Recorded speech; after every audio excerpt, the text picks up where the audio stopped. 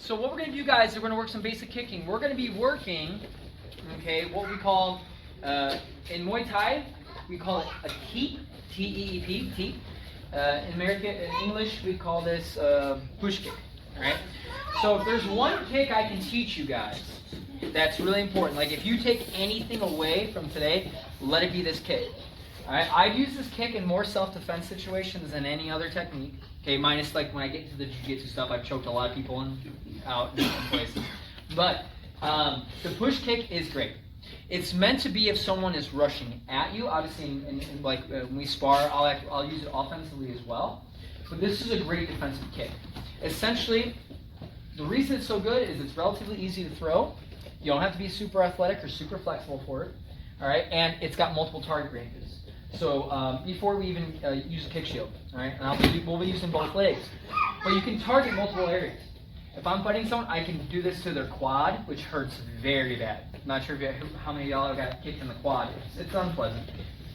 We can go to the bladder, which is like right on the belt line. That really sucks. Okay. We can go to the stomach. And do you trust me? Yep. I can also go to the face with this if you are fighting. So it's got a lot of use, but again, it's relatively easy. Now, guys, we're going to be working both the lead, the front, and the rear. Now, let's talk about some things that we got to do for this. All right. So when I throw a teep, guys, I want to flex my toes back.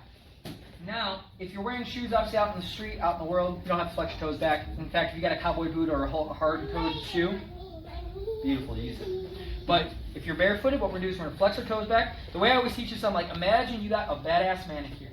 Or pedicure, sorry, badass pedicure. And you want to admire it. Okay, so you're flexing your toes back. Alright? So Steph's going to hold up that kick shield. When I go for the lead, guys, I'm going to bring my front leg up. I point my knee at my target. What I'm going to do is I'm going to pop it out and I swing my same arm down. So if I'm using my left leg, I swing it down. Don't keep it tight, like swing it long as you keep your other hand up guarding your head.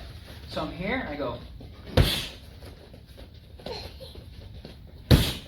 You can see this is like technically my weak leg, and I can send someone back, right? There we go. You were waiting for that. I was waiting for it. All right, now, same thing off the rear leg. You bring the rear leg up, rear arm swings down, push up. Now, guys, what I don't want to do is this. Kick, drop, and scoot back. If I do that, they're going to kick me in my leg hard, all right? I kick, and I bring it straight back. It returns to base. Okay? And we're going to do this again off the front leg first and then the back leg. Okay? So again, we bring the front leg up. Okay, I point my knee at the target. I push it out, hit with the ball of my foot, swing that same arm down. Okay? If it's my rear leg, I'll get a little bit more distance. Or bring your rear leg up, point, swing. Okay? Again, these are very important. Again, I've used this kick more in self-defense than anything. You get some drunk guy that's like, I'm going to do that. I'm like, no, you're not. Enjoy my area in your stomach, all right? It's going to calm people down. It's going to bring the ego down, all right, real quick.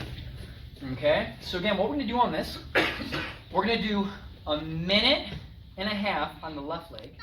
Okay?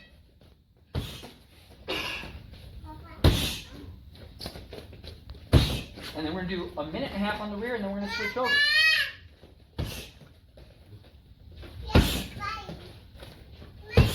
Okay, and again, hit with the ball of foot. I'll come around, make sure you guys are doing it great.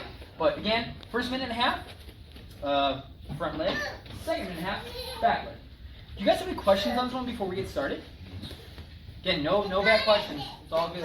Actually, hips are square, right? Pretty much the whole. Yeah, so when I'm doing this, great question, Steve. So when I'm doing this, I don't want it to come too far forward, because that's going to make my hip fall. I'm going to get kicked. Yeah. So the idea is my hips, I'm kind of like mirrored up, right? From here, as it comes up, I think give a little push with my hip, right? It's not just my leg, I'm not just snapping, right?